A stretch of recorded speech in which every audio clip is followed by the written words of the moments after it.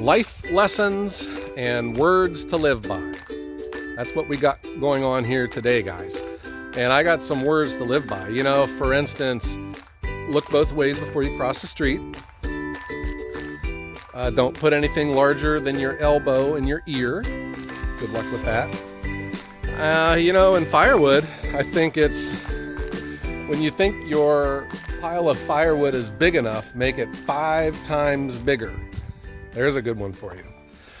And then the last one, and I think the theme for today's video is, don't fall in love with something that won't love you back. And I will explain that to you here shortly. But first, I just want to show you what I got going on with my firewood. I have the trailer on an angle here because I'm going to be loading it up for a restaurant delivery shortly. This is the next row that will be going into the trailer. And I've been busy making firewood. You know, we got 3 rows here. And I walked by this stuff over here. I got, now this is, I think I measured, these are 32 feet long and about 4.5 feet tall. So this is much more than a cord. You know, I don't measure my wood in rows here. We measure when we put it on the truck. Saves me a lot of time and money with those T-posts. I'm not spending a lot of money on those things to mark things off in 8-foot sections. But my pile of logs is getting low too, you know. It's a, I'm down to the logs that are too big to go through my machine. So I will be bucking these with the Dolmar and running them through the axis. So this is going to be my job next week, and unfortunately we got some serious temperatures coming in. But what do I mean by don't fall in love with something that can't love you back? I'm sure you guys have heard of that one before. And you know, this has just been a weird time for me. We've been selling my parents' house and having to clean it out, and it's tough. And I'm sure a lot of you guys and gals have had to do just that, you know, or if you just sell your house that you've lived in forever because you're moving into a condo or something, I'm sure that you've had to downsize, and man, there's a lot of tough choices to make, you know. And like over at my dad's house, I was finding things, I haven't seen these things in 30 years, and I had no use for them. They had no value, but I just couldn't get myself to throw it away. You know, here's some more stuff I'm doing. I got, this was more, this is logs that were too big to run through the machine. So I'm splitting them out here with the super splitter. Why didn't I take these over to the axis, you're curious? Because these were high risk of ants, and I've had it with ants. Let me turn this around here. I've had it with ants. So my thought was, I will just split them out here, and it's away from the house, and I'm taking all my ant infested wood out into this brush pile, and I'll leave it out there until the winter time to split up when the ants are hibernating or dead, and I'll throw them into the furnace. So this is my little splitting station. I have my Ultratech dump trailer with my 1865 era Polaris quad.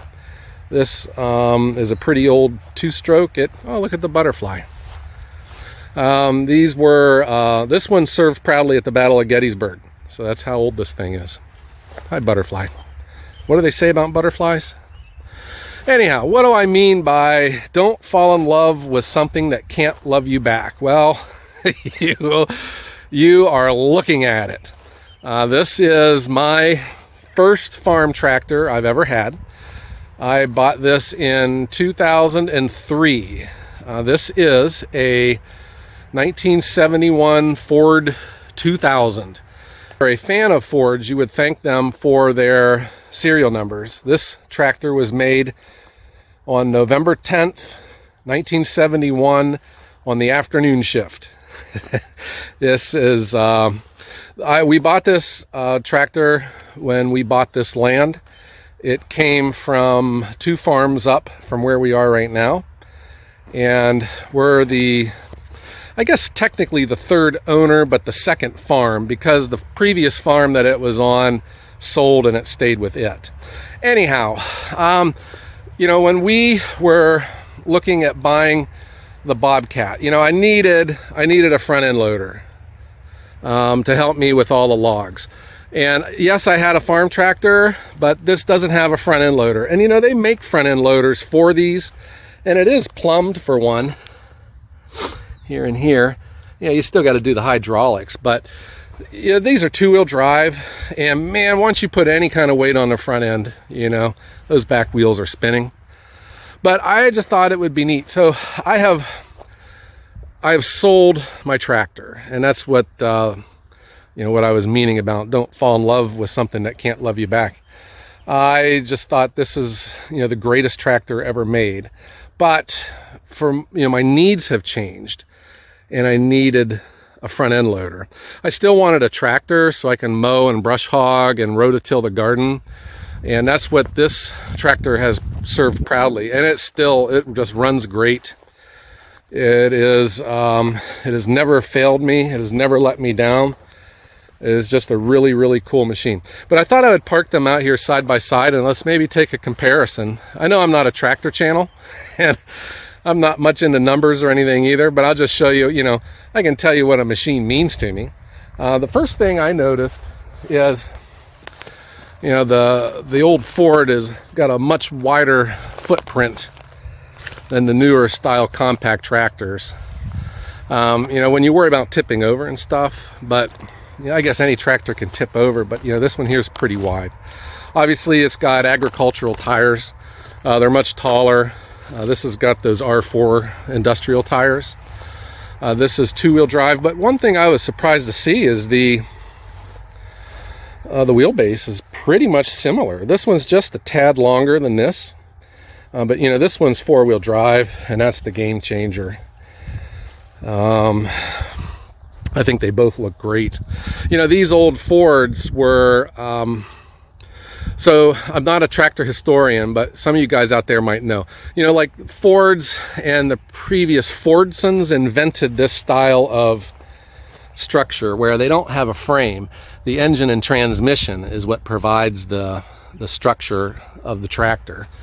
And this is a 3-cylinder gas.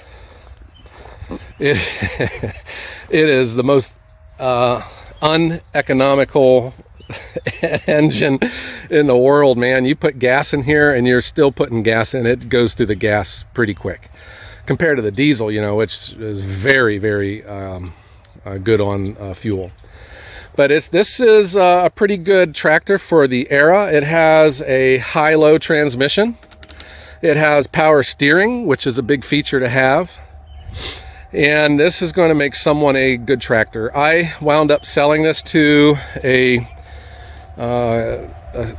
good friend who lives down the road. So this is not going to be traveling very far, and it will be well cared for at that house as well. This has always been kept in a barn. The previous owner did, as did I. It's never been left out. Like all the decals are still on it. It's I think all original paint except on these rear rims. Someone painted these at one time.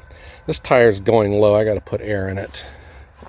But I just wanted to show you, the comparison here compared to, let's get a good front profile of it here. The Ford has a higher ground clearance, probably because it's agriculture, I guess, huh? This, the axle's much lower to the ground. Doesn't have near the clearance, that axle compared to this one. But I'm not a farmer. I'm a firewood salesperson, and I needed a machine that can help me run the business and be more efficient and safe, and I had to go with this. So they make those front end loaders, and I actually looked into it, but man, they look Mickey Mouse. They do. And it's 2-wheel drive, and while I would have had $20,000 plus in the bank if I would have just got a front end loader to put on this. You know, I just thought it wouldn't be the way to go. It doesn't have the roll bar either, you know, because you're at a risk of tipping over when you're moving logs. So I just thought it would be kind of neat to take a look. I hear it, and I've said it, and I know that you guys have said it too, you know, about these old engines. You know, what I like about this is you turn the key and it starts up. If it breaks down, I can pretty much figure out what's wrong with it pretty quick. You know, it's either going to be spark or gas. I had just recently put new points in it and a new coil and rebuild the carburetor. And, you know, with these though, you know, everyone complains about the emissions and stuff, but I don't know. I find them to be pretty reliable. This one here, you know, you put the key in and it starts up too. And at least, in not all cases, but in many cases, if it does break down, you know, the computer's going to tell you what's wrong with it. You know, versus, you know, the old style. You know, everyone always, you want to be nostalgic about the old engines and the points and stuff, but you know, with electronic ignition, you don't need to mess with them.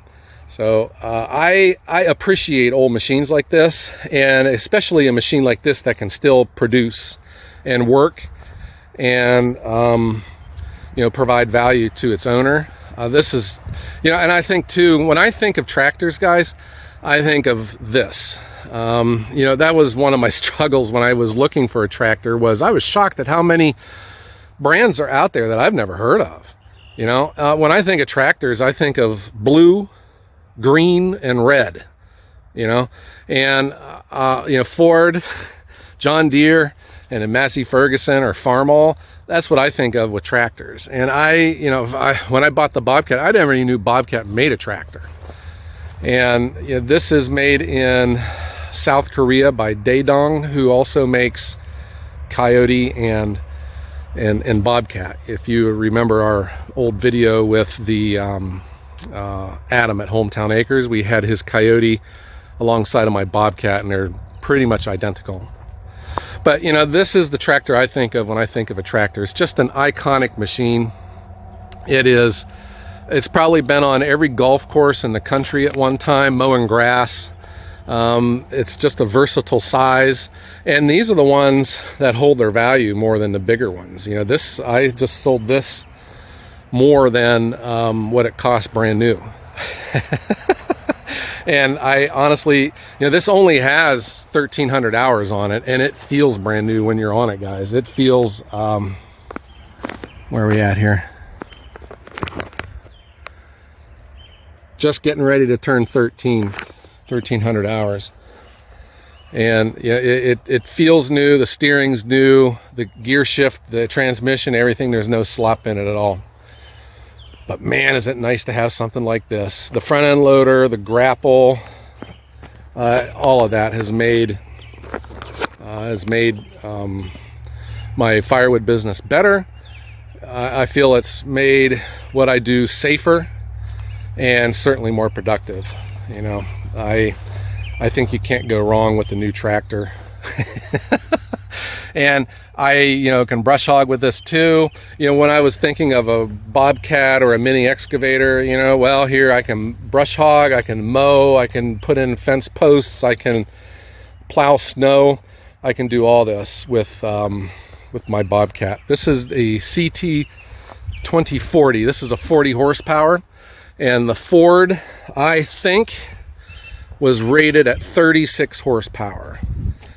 And I'm gonna hate to see it go, but you know, don't fall in love with something that can't love you back. I know, but it's easier said than done. That's what I wanted to show you guys. Just a brief deviation from our regular Firewood content here at Ohio Wood Burner. If you like both my tractors, give me a thumbs up. But especially, let's all say goodbye to the old Ford. It still is a great tractor. It's really going to still work for someone here. All right, okay, don't forget, we post videos every Wednesday and Sunday. And don't forget to check out our online store for our company t-shirts and our YouTube t-shirts and our stickers. All right. I hope everyone has a great day.